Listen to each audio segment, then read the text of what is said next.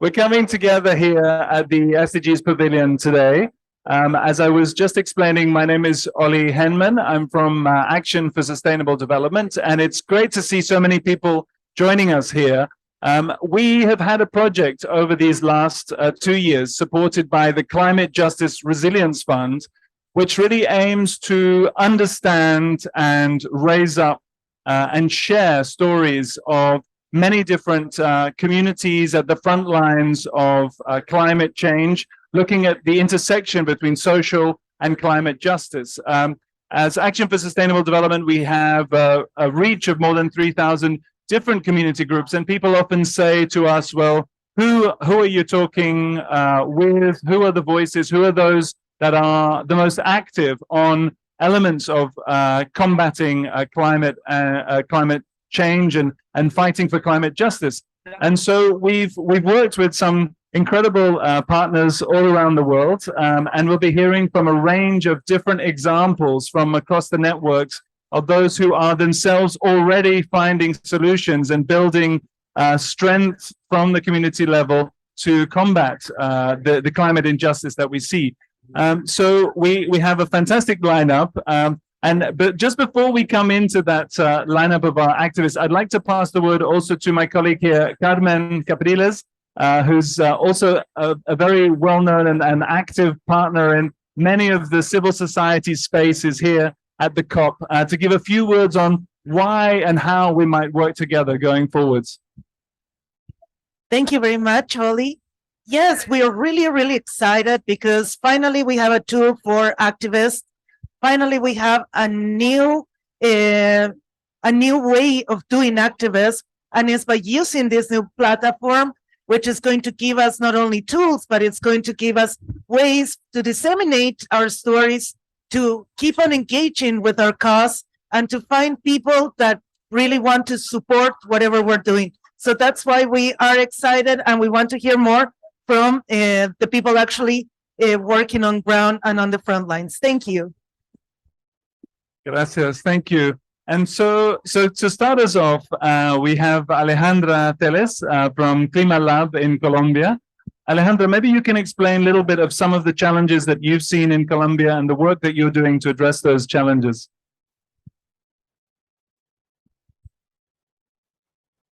Thank you very much for the invitation. I'm really glad to be here.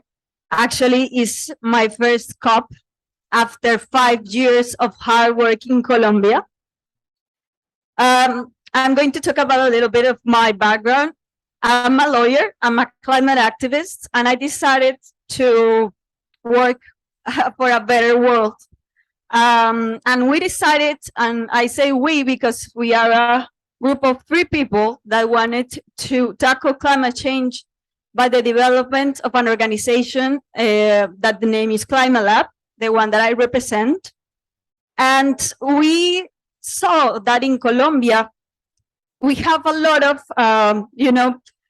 poverty, extreme poverty gaps, and also inequity gaps that we wanted to get over. And CLIMALAB, what we usually do here is to create social and environmental projects to try to reduce these gaps that are actually really big in our country.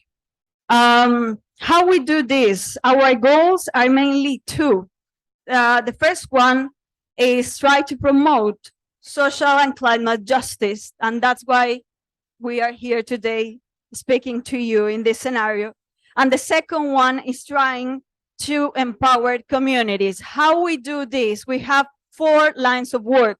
The first one is communication, and that's why I wanted to thank zovu and this project that you do, that you lead, because thanks to this support, we are trying and expanding our engagement with people to try to bring the climate change in a better language and a better way, an easy way, to all of people in Colombia and around the world. We are doing documentaries in which we are trying to link climate change, development, and gender in our communities in Colombia. So we realized that communication is something really powerful. Also, we have the education line, the work line in which we work with youth in Colombia, trying to empower them, to give them tools to understand climate crisis and empower them to tackle it. At the same time, we work in creating and designing adaptation plans to climate change with rural communities. And that's the third work of line, that is climate action in rurality. And the last one, last but not least, is political incidents. And we all the time work and try to incidents in governing policies, trying to gather many people, young people in Colombia with us, to give a value to the design of policies that Colombia is presenting or trying to impulse right now. So, well, challenges, many challenges in this path of being a social entrepreneur, but I'm really proud of the results that we have achieved so far. And well, I'm really happy to share with you after this panel the specific things or the projects that we have done so far. But so yeah, thank you very much. Thank you, Alejandra. Really wonderful to hear your work, and we're really glad to work with you on this and to explore. And we'll be hearing more about the platform itself in a few minutes. But next, I'd like to pass the mic to Nala Fem. So Nala Fem is a new cooperative, and you'll be able to tell us about that. And Siouar Douss is its coordinator. So welcome, Siouar. Over to you. Thank you, Oli. Thank you so much. Very happy to be here. Actually, we also align a lot with the vision of the platform. So it's amazing that we're here to speak. So Nala Fem Collective is a Pan-African front of leaders and activists from Africa. So we have a council of 17 activists and leaders, politicians as well from Africa. They're leading the strategy, which really just works on the issues of women and girls in Africa. So all of the journey started actually with a manifesto of 10 demands that the previous African Youth Envoy, the UN African Envoy, has worked on. And she really worked a lot, Aya Shabi, the chair and founder, she worked a lot on gathering what are actually the problems, the issues that women and girls from Africa are facing. And all of these issues were concentrated in a very strong political paper that gathered more than 10,000 signatures. This work of advocacy and collecting the momentum really over the women and girls issues has led to the birth of Nala Fem. So we're very happy that we actually have gathered amazing council members who believed in these manifesto demands and who wanted to take this forward. Coming back to the challenges and also linking this, what are we doing at COP27, and what is the challenges that women and girls also face with climate change? So when we worked on the demands, it was very clear that we keep always the stories and the realities of women and girls aside, and we don't link it to the big structures or everything that is happening. So when we work with activists, and when we hear the stories of women, it's very clear that there's a direct link between any environmental issue and women's lived realities. We have women who, when they were facing with their families, of course, floods, for example, they will be the ones who are dealing with the mud the next morning. They can't really go to education, to school, because they are the ones to take care of that. We talk about care work, we talk about socioeconomic power of women and girls, but that's really affected directly with environmental issues that makes the responsibilities of women harder. The mental charge is bigger, which makes women further from the public space. We keep them, we're adding barriers. So what we're doing right now, and we actually have brought amazing delegation of young African women activists, advocates for women's rights and climate. They were here at COP, also many of them, it was the first time at COP as well. They had the platform to share their stories specifically as it is, saying what's happening in their communities. And I think that's the first step, how we can get into action. And that's how we align with the Zovu platform, is that we need to talk about these issues. If we don't talk about these issues, we will not be able to develop solutions that address the specific circumstances. So the challenge is a lot as well, but we also want to recognize the milestones so we can keep working really. So the challenge is, as Nanafam Collective, we're not registered. So for example, we are a collective, so we're not an NGO. But we have a fiscal partner where we work with, where we get the funds, it gets through a fiscal partner. And that's actually, we're trying to find our way. So thinking about activists, thinking about advocates, the challenges they're facing as well is in financing, and how do they get the financing? Because funders, we hear a lot of big words about like, we want to invest money, in gender equality. We want to put money in environment, but then how is it really easier for activists? How can they access that? So I really love the fact that now we're talking about documenting videos, as long as we're not hearing very long reports that takes us forever to craft and work on to send to funders. I think that's the first step to help youth get their voices, because think about these women who are also holding all of the responsibilities of the society, of also the management of households, education, and then tell them, we want you to be advocates and we want you to work on reports. So very happy that we're now thinking about flexible funding, very happy that we're actually thinking about how can we make this easier for more people to engage, or else we're not going to go for social change. We will not make any advance if we don't really adopt it to the people's needs, and specifically the most vulnerable, talking about women and girls. Thank you.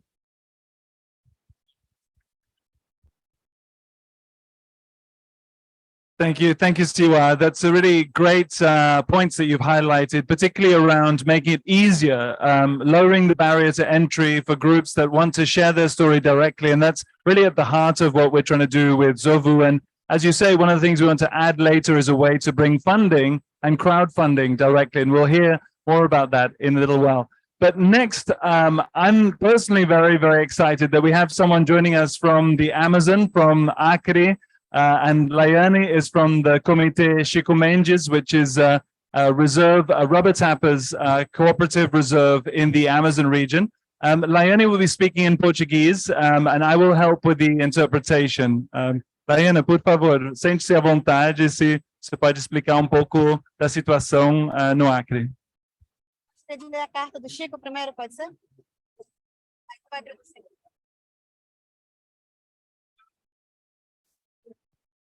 Olá, boa tarde a todos. Eu vou ler a carta que o Chico Mendes deixou para a juventude, que ele fez pensando num futuro que estaria muito longe, mas que, na verdade, é um futuro que a gente meio que já está vivendo. So Laiane says, greetings to everyone, and she's going to read a letter that was written by Chico Mendes for the youth of the future. So he was writing in the 80s, thinking ahead to the future. Atenção, jovem do futuro. 6 de setembro do ano de 2120. So it's writing to the youth of the future on the 7th of September, 2120, I think. Aniversário ou primeiro centenário da Revolução Socialista Mundial. The first centenary of a global revolution that would happen in 2020, I guess, yeah. Que unificou todos os povos do planeta. That the people of the planet num só ideal e num só pensamento de unidade socialista.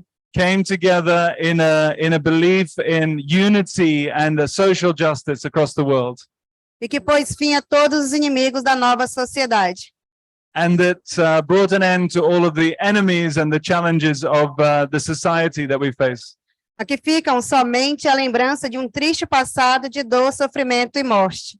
And now there's just a sad memory of the past and the suffering and the deaths that there were in the past. Desculpem, eu estava sonhando quando escrevi estes acontecimentos que eu mesma não verei. I'm sorry, I was dreaming when I wrote about these things, that the moments that I myself will not see. Mas tenho o prazer de ter sonhado. Chico Mendes. But I have great pleasure that I was able to dream these dreams. And it's from Chico Mendes, the well-known activist who actually won the Equator Prize for his work in the 1980s and was later assassinated in Brazil. É em cima dessa carta do Chico Mendes que o jovem protagonista foi criado. Onde a gente necessita, temos que continuar vivo o desejo de uma nova sociedade justa, onde todos nós teremos os mesmos direitos. So it's on the basis of that letter that this project, Jovens Protagonistas, Youth Protagonists, was established to help to build that more just society. A juventude da área rural tem um grande potencial, a gente tem muitas lideranças, mas às vezes a gente não consegue se expressar por falta de estudo e de oportunidades.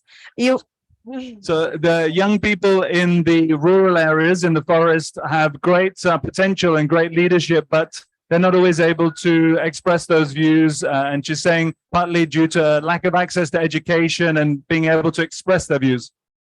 E o curso Jovem Protagonista nos forma para podermos sermos liderança, falarmos do nosso próprio território. So this course, the project of young leadership, young protagonists, is a way to build the capacity of those young leaders in the forest. E nesse mundo de comunicações é muito importante saber se expressar, saber estar num local como este. E agora temos internet nas nossas comunidades, que foi um grande avanço, ao qual o Comitê Chico Mendes é responsável. So one of the key parts of this project of youth protagonists is also about communications and sharing the stories directly. And in fact, the Comitê Chico Mendes was able to bring the internet into the forest so that people can share their story through social media. E esse é um grande avanço para nós que somos comunidades que estávamos praticamente isolados, principalmente da comunicação. So that's been a big step in their community to be able to share their story, because previously they'd been quite isolated in terms of being able to communicate. E para trazer esses jovens para ser liderança junto conosco, a gente faz vários trabalhos nas próprias comunidades, oficinas, conta para eles o orgulho da própria história. So now they do a series of different workshops in the communities around the whole area, and helping to encourage the young leadership and giving them pride in their own history and their own land. Para que eles conhecendo a sua história, eles não vão se apropriar das histórias que estão ao redor, que no caso é a pecuária, o agronegócio, querem se aproveitar da nossa juventude. E eles conhecendo a sua história, eles sabendo de onde que ele vem, o quão foi importante a criação da reserva, eles não vão poder se deixar serem levados pelas histórias das outras pessoas. So the importance of storytelling and understanding their own history to ground them, to understand, to have pride in the importance of the Rubber Tappers Reserve that was established in the name of Chico Mendes, and so that they're not then taken in by other stories that they hear, for example, by those who want to clear the land for extensive agriculture, cattle grazing. So keeping the pride in the rainforest still standing. E o Comitê Chico Mendes faz esse trabalho importante, que é de levar para a gente, para os nossos territórios, a nossa história, não só a nossa história, mas o orgulho de sermos extrativistas, de sermos agricultores e de sermos protetores da floresta. So again, just reinforcing that the project then brings that pride and that strength of knowing that many of the young leaders are themselves defenders of the forest, and that this way of life, the rubber tapper way of life, is something to be proud of and to celebrate. Precisamos ter noção de que a justiça climática ela é emergente, é agora. As pessoas nas nossas comunidades, na Amazônia, que é uma floresta que é úmida, que é chuvosa, e a gente não tem, às vezes não tem transporte porque o ramal é ruim, às vezes a juventude não tem como chegar até a cidade, e ter acesso pela internet é muito importante. So, and just reinforcing this point that the rainforest often is an area where people may have trouble to travel. Often the roads might be flooded. And so again, the internet can provide a way to share those stories directly. E a parceria do comitê com todas as organizações, com as associações locais, permite que a gente possa ter uma qualidade de vida melhor, porque vamos ter conhecimento, buscamos justiça nos preços dos nossos produtos que estão desvalorizados, que esse governo desvalorizou bastante. Então, todo esse conhecimento nos permite buscar uma qualidade melhor de vida. And so the central work of the Chico Mendes Committee is really to value that way of life and also to strive for fair prices for the products that they produce in the rainforest. And those prices had been brought down by the previous, well, the still outgoing leadership in Brazil, and that it's important that those products are given their proper value. And that's something that hopefully a new administration will pick up in Brazil. É isso. Ok. Não, deixa eu ver.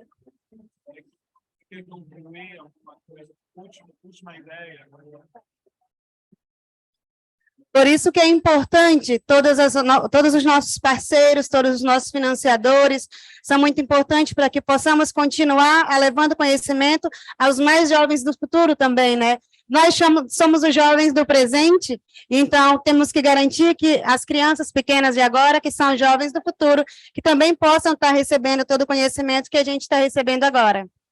Thank you. And so to conclude, Laiane is highlighting that it's very important to have opportunities like this to work with partners around the world, to share the stories from young people in the Amazon now, and also looking ahead to future generations of young people coming in the future. So thank you, Laiane. Thank you so much.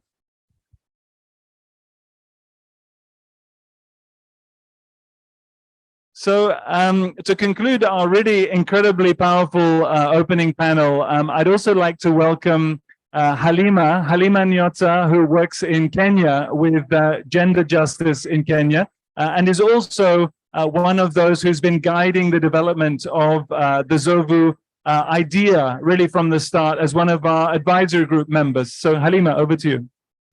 Okay, thank you so much, Oli. The struggle of being the last to speak is you do not know whether you're going to repeat the words that have been spoken.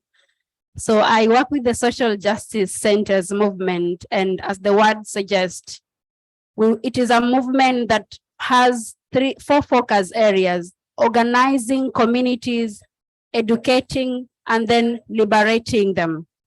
And looking at the issues of social justice, and which is a very dynamic context, looking at the holistic well-being of communities.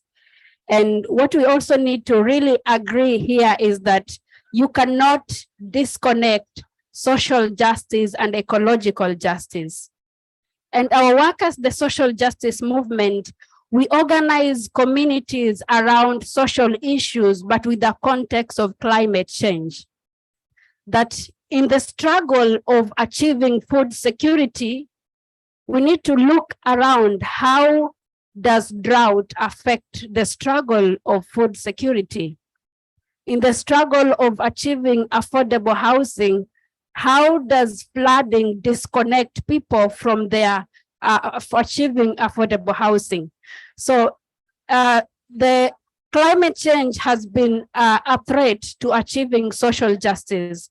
And how we work within the communities is we bring communities together to understand that in the struggle of women walking kilometers to access water, they need to think about how are they going to address that challenge.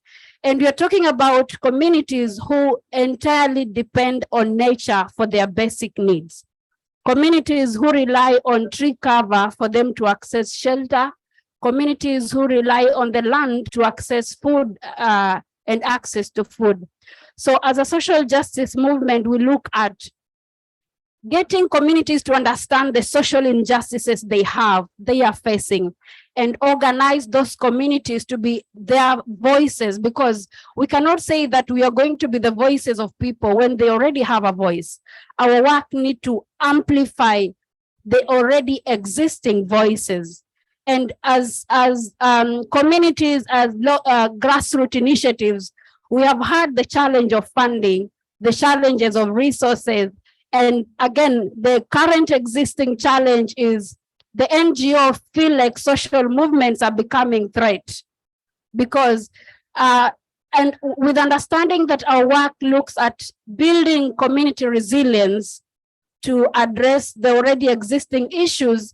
So we look at how can we develop campaigns around what is already happening, so that we are not coming to do need assessment for communities, because the communities already know what is eating them. Communities already know the struggle they are facing. It is them that they can sit down and start charting their own course. And as a way of amplifying the voices and giving visibility to already existing working actions, the aspect of Zovu here comes in. That yes, a community in Turkana which is struggling with drought is already having an intervention that is already working. So we cannot again go back to that community and start asking them or imposing them actionable actions. And for us as a local grassroots movement, we look at working with something that is already working. We cannot come to start imposing decisions, to start imposing options, but we ask communities if we can understand, as a pastoral community, understand the struggles of getting water for our animals, then we need to have an intervention that is going to address what is already happening. And we all agree that hardly are grassroots initiatives given visibility. This is my first COP for me to attend, and I have been working in the community since 2018. Probably I am lucky to have this platform today, but we have millions of people, millions of women, millions of young people who are working within their community, but their voices will never be heard. Their initiatives will never be visible because the system that we have is the systems of, I don't want to call the systems of elite, because we are all elite in our own context. It is those who knows who and who has been where. So for those who have never been to places, they'll hardly get to those places. And in terms of giving grassroots voices visibility, and I'll wish to congratulate Zovu platform, which I've been actively taking part in. That how can we ensure that those who are struggling and finding a way to adapt climate change are also given platforms to showcase what is already working? And the only way to answer that question, the Zovu platform comes in. And Zovu platform has been a very important platform to give visibility to grassroots initiatives, but also supporting activists and climate change activists to share the stories in such kind of meetings and platforms. And maybe just a mention in regards to Zovu that I know Clara will be coming in to give a detailed explanation, but this is a platform that allows you to create a profile wherever you are, whether you are in the village, in the urban, so long as you're working on issues of climate change and interlinking the struggles of climate change to social justice, you're given an opportunity to create a profile, which is as easy as taking water, I will say that. And then afterwards, you're able to, you're given an opportunity to highlight your initiative or to register your initiative on that platform so that any person seated anywhere is able to see what you're doing and be able to acknowledge and recognize your work. So as a way of celebrating, because our slogan is organize, educate, liberate, and celebrate, we also need to start celebrating what is working within our communities so that we are not just to come and celebrate maybe what the UN is doing, what other bigger multinational organizations are doing, but we also celebrate the smaller milestones within our communities that connect to the global struggle. Thank you so much.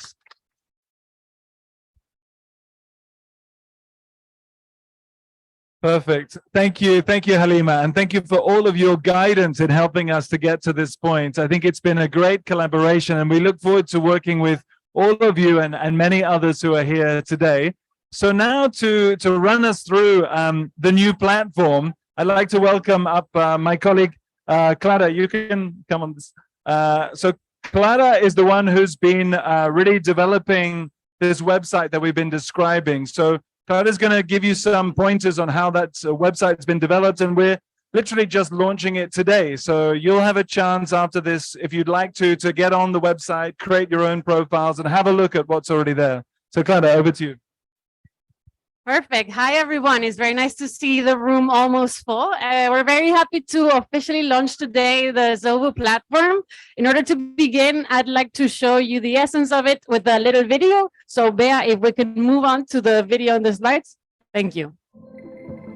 In the past few decades, we have seen major change across the world. Today, we live in a society that is wealthier than ever before, but also the most unequal in history. Citizens across the globe are seeing their rights taken away from them and their voices silenced. And at the same time, a handful of people hoard all benefits of development and hold more and more power. On top of this, greenhouse gas emissions have continued to rise and extreme weather is becoming more frequent than ever. The world cannot ignore climate change anymore. The combined challenges of climate change and denial of rights will intensify the impacts of deep economic inequality. This will lead us to a breaking point, unless we flip the script. Citizen action is more important than ever if we want to have a healthy planet and a just society in the coming years. And this is only possible if we work together to claim people power. People are coming together to deliver transformative change around the world. Local knowledge is key to creating solutions that are suited to each context. Zovu is a new platform allowing activists, community-led initiatives, and change-makers to tell their stories, connect with one another, learn together, and share their approaches. Sign up to Zovu today to share your story. zovu.global.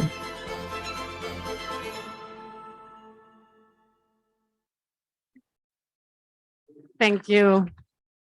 So I think you got the gist of it. I'm going to run you through how, what Zovu is based upon. So we're basing this project on several notions. First, we have a commitment to stories from the front lines, right? So small community groups obviously do not have the standard 14-person communication group that you see in international NGOs. So the reach is something that we can really contribute with. So having a platform where they can reach audiences that wouldn't necessarily be connected with the stories is something that the frontline activists that we have been in contact with for many years, they say that that is something that they would require heavily. Next, they have a big desire to connect in between them, right? Zovu allows activists to see who is working on a theme that is similar to theirs, not only across the world, but also in their vicinity, right? Asking, like, having a directory of members, a directory of NGOs that do your work that you do nearby you is something that many groups are really interested in. Third, which has been already mentioned here, is a need for direct and flexible funding. So we know that youth groups and community groups rarely receive substantial funding, and when they do, it often comes with a very unequal power dynamic that does not contribute to work that really can change. So eventually, Zovu will be a place where these groups can obtain direct funding from individual donors that identify with their causes. And lastly, well, all of this is based on the guidance of an advisory group made up of activists from across the global south working on climate change from different perspectives. One of them is actually sitting there in the corner. He came in by surprise as Esoglan Peresi.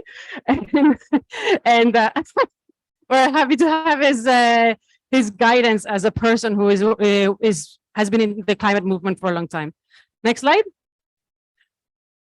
So based on these notions, here's what we created. So we created a space which you can see on zovu.global. It's a space to showcase work through stories. We are visual first, and through videos, photos, and story, all of these initiatives can be visualized. You can browse through initiatives and connect, as I was telling earlier, and then eventually what we would like to do is launch a functionality where these groups will be able to fundraise to obtain this funding and these resources that they really need. All right, thank you. We can move on to the panel again. And thank you, Clara. Clara's done some fantastic work and working with so many different partners. And again, it's great that ESO is here, as we just mentioned. So many different partners from all around the world have really helped to shape this, and we hope it responds to some of those challenges that have been highlighted. So before we come back to the panel, I don't know if there are any others who would like to come in with us in the room today, any observations, any questions, or any thoughts you might have, then we can come back to the panel. So anyone would like to? Yeah, please. Thank you so much for inviting me to such a very exciting case studies and beautiful faces and strong women from all around the world. Thank you very much. Due to different nationalities, different countries, different cases, I would suggest that next to each story, we conclude the strength points in each case, you know, clear. So people, if they don't know the Kenyan culture, you know, they would know what are her strength points. Egypt, wherever, Brazil, Amazon, you know, these PowerPoints is very important to pinpoint, you know, from where did they start and what are their tools. I think if it's written, so this is another power. It's a power of word is good, but a power of word still has different, you know, kind of influence. And that will be easier for sharing experience between each other. And definitely, Oliver, as I mentioned earlier, having Arabic language might add a lot to this. Thank you. Thank you. Thank you. Great points. And we'll certainly, I mean, the language functionality, we would like to be able to add more languages. So far, we have French, Spanish, and English, but we aim to have Arabic, also Portuguese, and we make sure that we have a broad range of languages so that people can then upload in their own language. Would anyone else like to comment or any questions? Yes, please. Yeah, thank you very much for giving me this opportunity. I also want to thank the panelists.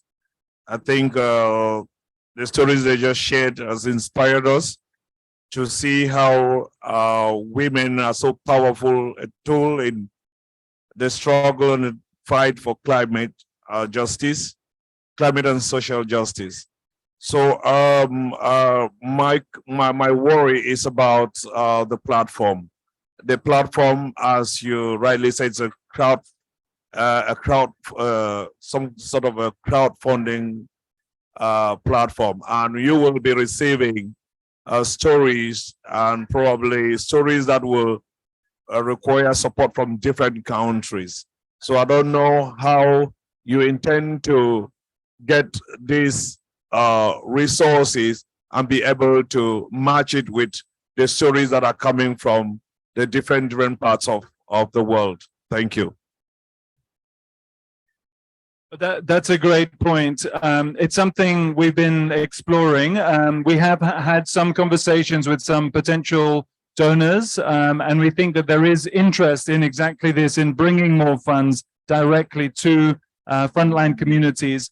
In addition, one of the innovations that I think Clara mentioned that we aim to move towards next year would be to actually allow individual donors to give directly. So there are already some websites in Europe and the US that allow people to give, but normally they only give to charities in their own country. So in the UK or in France or in the US. And what's unique about this is that we want people to be able to give directly through the platform to those in other parts of the world. So it really does transform that relationship. So they're not having to go through another big, network. They can go directly to the organizations around the world. And that's something we're going to be exploring over the next few months to build that functionality. And as you probably know, building websites takes a bit of time, and there's a lot of technical backup that needs to go with that, but that's what we're aiming for. So it'd be great to carry on that conversation with you. Yes, please.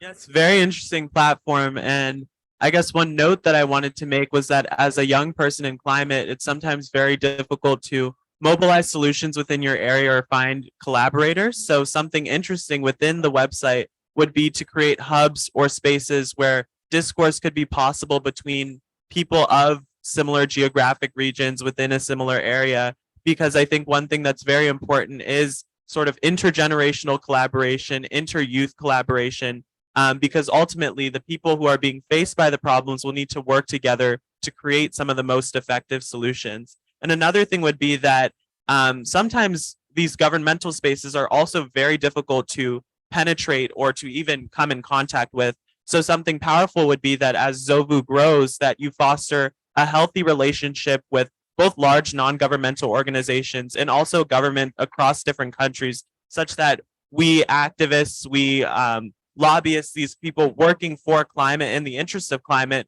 will be able to actually collaborate possibly with government, or at least have our voices heard by them. I think that's something that could be really powerful as well.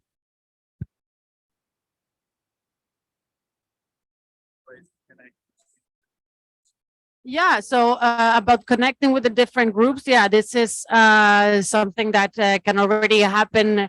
But when groups search for by theme or by geographic location, and they can get in touch with their peers through social media, we will build internal messaging functionalities also so that it could be there. But yeah, forum type or discussion type spaces, I think will be essential too, because that can really foster collaboration. Exactly. Thank you.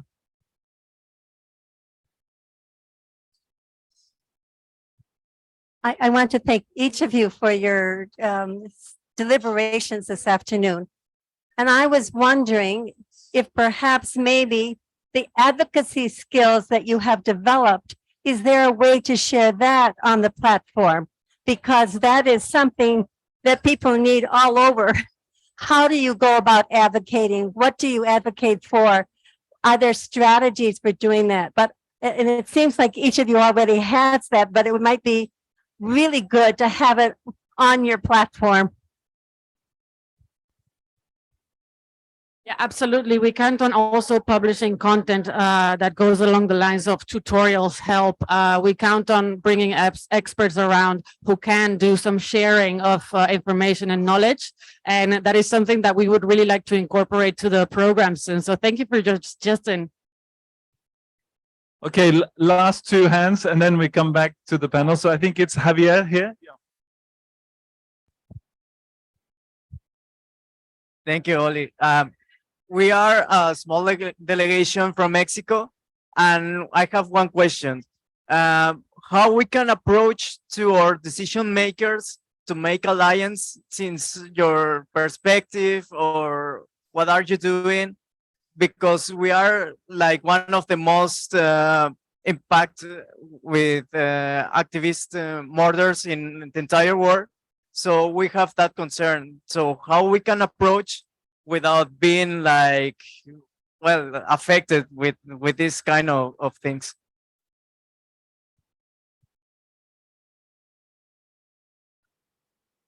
Can I just clarify, do you mean by being identified that you might then be at risk from reprisals? Is that what you had? With their own experience, how do you approach to this kind of people So I don't know, political enterprises, ONGs, how you approach to them without being like, yeah.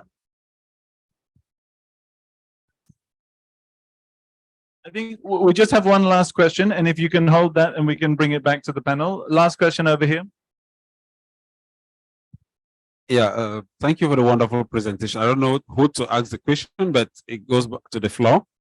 I'm Harrison from Cameroon.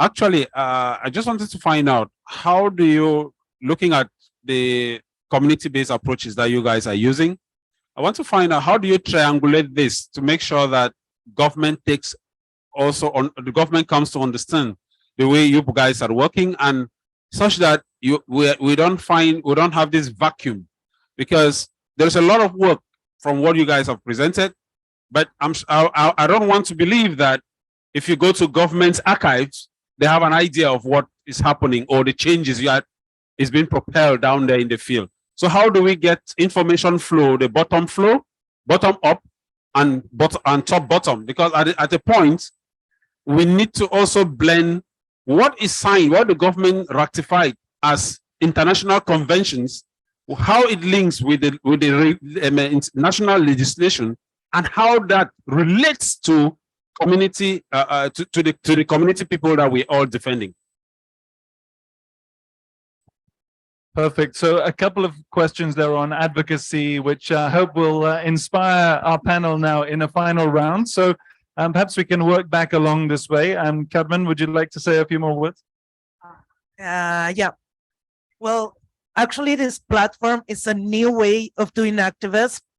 So it's important that we highlight what's happening on ground, and also to create those bridges that may allow the voices of the grassroots to come and advocate here in this kind of spaces. And I think that ZOVU is going to become very important tool for that. Thank you.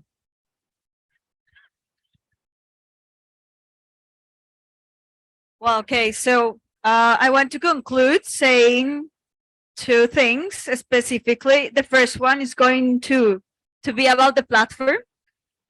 Before coming here, I was thinking about what would be the results of this platform, and how this is giving us a plus as an NGO in Colombia, and taking into account that we have produced two documentaries about climate change and gender and development in Colombia, and we are missing 4. The next one will be in the Amazon. You can follow us in our YouTube channel, CLIMALAB.org, and you can find all these documentaries. I will say that communication and this platform allow us to we can make people understand what climate change is, and how we can tackle communication and projects regarding this topic. The second thing is we have the power to give unheard people voice. So because we are going to territories, we are going to our communities, and there's people that nobody knows.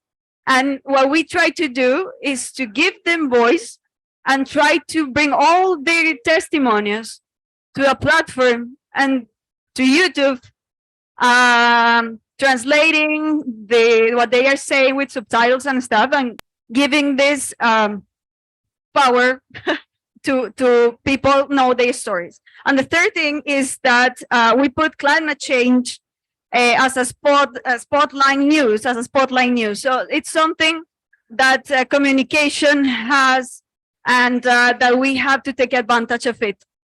And well, trying to answer the questions of the two guys that sent us the first question, I want to tell you what we do in Colombia, thanks to our political strategy and advocacy strategy, is that actually we try to join other organizations' work. We are part of different collectives in Colombia that works in regard to climate change in different perspectives. So we usually work together to present value to policymakers in the government, for example. So we try to find a way to join others perspective to create better proposals for policy. So it's just about public relations mainly, but it should be in a strategic way, and it's not difficult. And I think I answered both questions there. And well, yeah, my last message will be follow us in our social media, CLIMALAB.org, and well, anything you want to know more about us, just let me know. Thank you very much.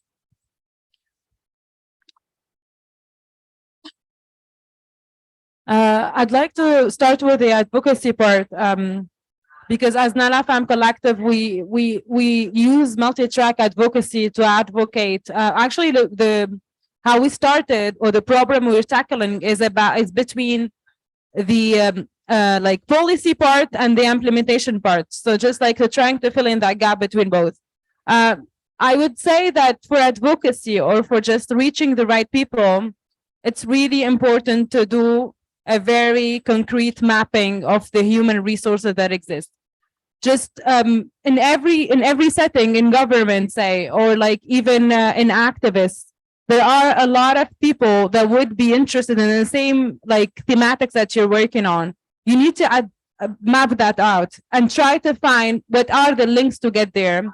A lot of times you would fail to contact them, or maybe you would fail even to get interest from them. This can happen. But I would give you an example of something that took a lot of years and worked. The loss and damage campaign, it was never even imaginable that it would be on COP27 agenda. Like, it wasn't. I'm so proud and I'm so honored to be like on a time where we're actually discussing this. This was never gonna be even like, the US was like, not only the US, but a lot of the countries who did not even want to get that on the agenda. What a lot of Africans did, they kept working. How did they work?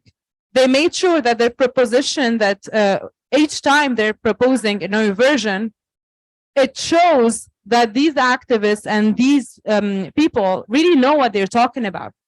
They are presenting solutions that are clear, and every time they're getting better at presenting it.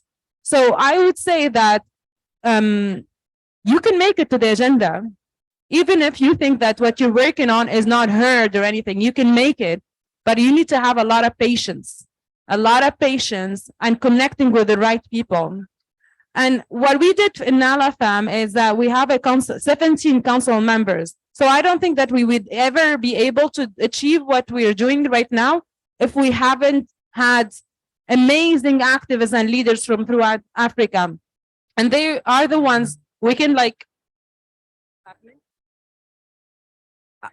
just work so hard to get 20 minutes of their time and just invest those 20 minutes. We have all of the questions, we get the ideas, they give us the contacts, and we work towards achieving that. So a lot of work needs to be done. I think that this COP specifically is giving us hope, even if there are a lot of challenges, definitely a lot. But to be here and to see protests on indigenous people, we're talking about lands rights, we're talking about loss and damage, we're negotiating financial commitments from corporations and from governments, then I think that's also a message for everyone who is working working towards social justice to keep working harder. And we need amplification of the work, right? So these platforms can work greatly. And I think the platform itself is a tool, but I think the creator and collaborators are the one who created. So this is a tool like any other tool. But like people who are putting their stories, they are the ones who can really make this reach policymakers as well.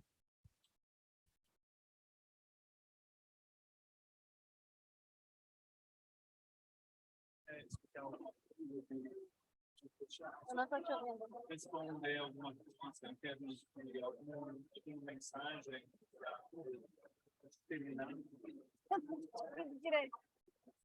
Ok, Laiane, se você quiser dar algumas últimas palavras, só para fechar, cada uma está dando algumas últimas palavras. Eu faço a tradução. Em termos de como a gente pode usar a plataforma.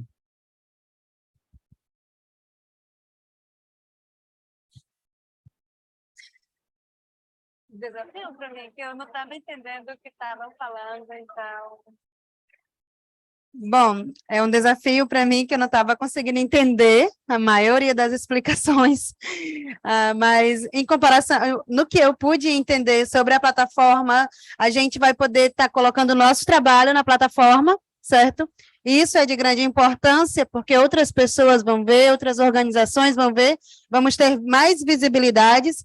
Então, essa plataforma, da forma que está sendo criada, creio que vai nos trazer muitos benefícios. So, Laiane, it highlighted first that it's been a challenge, and I apologize to follow everything because, of course, it's been in English. But however, she said from watching the video and understanding about the platform, that she sees this platform can be a great opportunity also for her organization to share those stories, many of those youth stories that we've been hearing about. And that's exactly what it's for. So thank you so much, Laiane. Thank you. So finally, to close, Hallima, do you have some final words? And Hallima, we had one question that came in through the Zoom as well, for those who are joining us online. And they asked specifically about the technology gap in rural areas. How do we use this, this app and this website when in some areas people may not have access to the internet, they may not even have a computer? How do we make that accessible? Okay, maybe I'll answer Javier. Okay, thank you so much. So the question on how can we approach decision makers and activists, we believe in the power of numbers. If we organize 1,000 people around an issue, one politician or one decision maker will not fail to listen to us. So when you're organizing, maximize on numbers, do not work in silos, organize around building synergies so that when you speak, everyone get a reason to listen. And then two, data will never lie.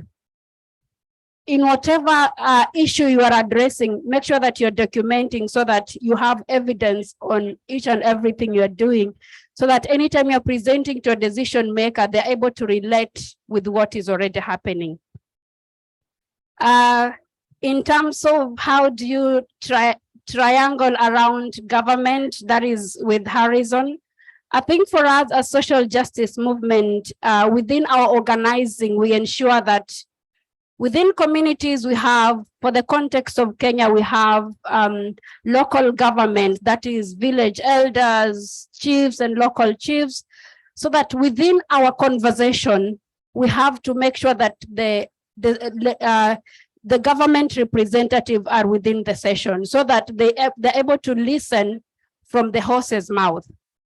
And then two, we are looking at, in terms of structures, we have aspect of technical working groups, so that these are technical working groups formed by the government, but we ensure that the voices of grassroots frontline activists are also represented within these sittings.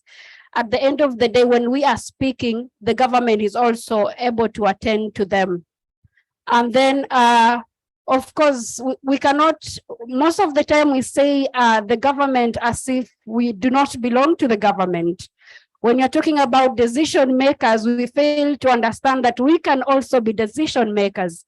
So as a way of disrupting the systems, for us, we have decided as grassroots activists that when it comes to election, we are also thinking on how can we also elect as one of our activists to be one of the decision makers, so that when we are presenting issues around laws and policies, we have one of our own, because we are tired of thinking that we can change the system when we are outside the system itself. So we find a way of getting into the system so that when conversations are being made, we are part of that conversation. I think that will be my response to the two questions. And then in regards to the Zovu platform, I think looking at how this platform has been made, of course, technology is a conversation that we may not be able to address it right now, but looking at the young people are the most people who are on the internet right now, looking at the available data. And right now we are shifting to using digital platforms for community organizing through digital platforms. And I think this is something that is already happening. And with how this platform is accessible, accessibility and also flexibility, that it is easy. You do not need like Wi-Fi to be able to create a profile on the Zovu. You just need your mobile data. And I would say, like in Kenya, each and every young person is on WhatsApp, and you'll find that at the end of the day, someone has used 20 MBs to view status, WhatsApp status, get access data on Facebook. So it is the same data that you're going to use to create the profile. So the complexity of it is something we can have a conversation on, but it is an aspect of being aware of what is happening. I think the question on technology should be, how can we make people aware on how they can create their profile, but not the complexity of using the platform to create your content, because you do not need to go to a cyber cafe. You just need your mobile phone to create a profile. You don't need to go and have computer studies to do to create your digital platform. I think for me, my response to that is maybe we could need to create a more awareness on the Zovu platform, but it is the easiest platform that you can ever use. It is like signing into your email address. Yes, thank you.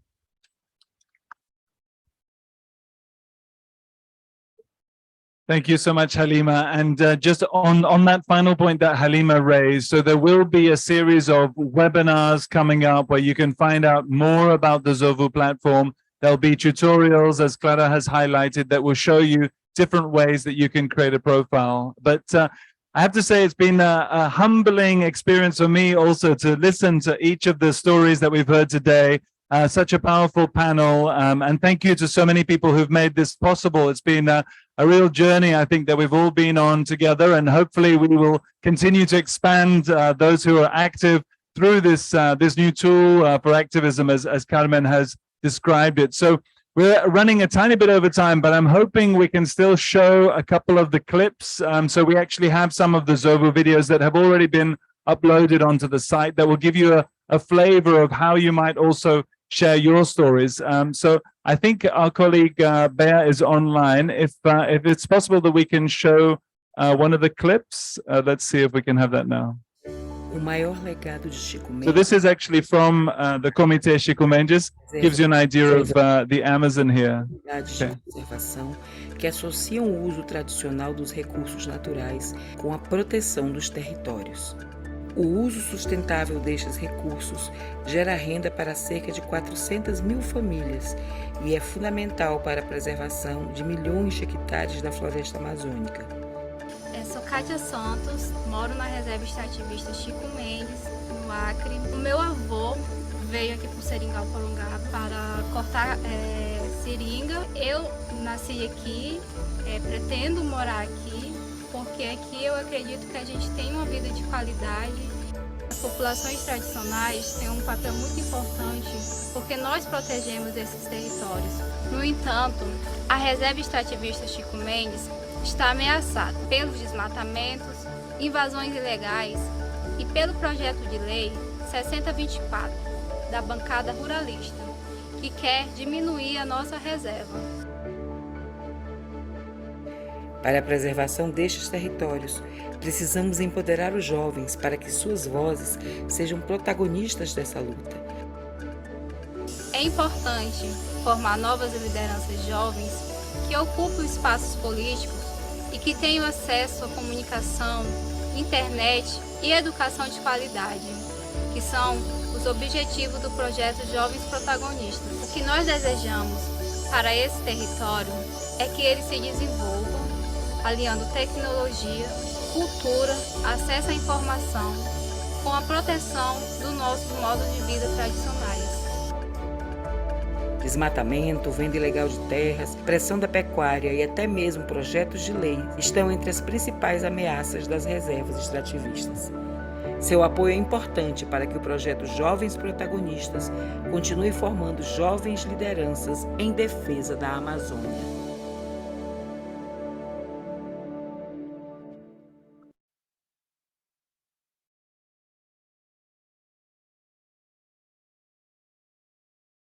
And if we have time just for one last one, I think we have one more video. Let's see if we can get it up, if it's possible. Otherwise.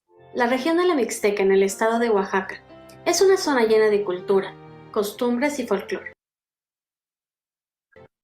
La región de la Mixteca en el estado de Oaxaca es una zona llena de cultura, costumbres y folclore, habitada por comunidades en su mayoría indígena. Esta región presenta graves problemas de pérdida de suelos fértiles que la han convertido en una de las regiones más áridas y pobres del país. La agricultura es la principal actividad económica de esta región y se ha visto afectada de manera importante por la disminución de la lluvia y la poca productividad de los suelos. Mis problemas principales eran las bajas producciones del maíz o de frijol que sembramos. La agricultura de conservación es un conjunto de técnicas que promueve Fondo para la Paz, lo que permite que las familias tengan una producción mayor de sus cultivos y se basa en 3 principios. 1. La mínima alteración de los suelos. 2. Mantener la cobertura del suelo. Y 3. La diversificación y rotación de los cultivos. Nuestro reto es continuar replicando estas tecnologías y trabajar para el beneficio de las comunidades rurales.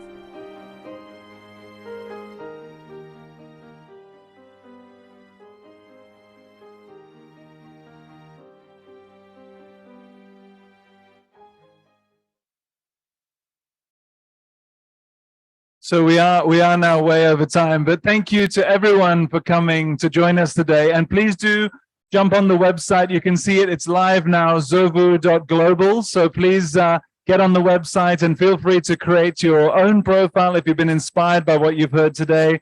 And we look forward to hearing from you and keeping in touch in the future. Thank you again to everyone. Thank you.